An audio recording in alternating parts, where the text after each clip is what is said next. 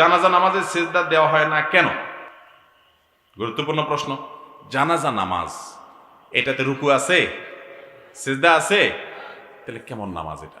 রুকুও নাই, সিজদাও নাই, বৈঠকও নাই, শুধু দাঁড়ানো আছে।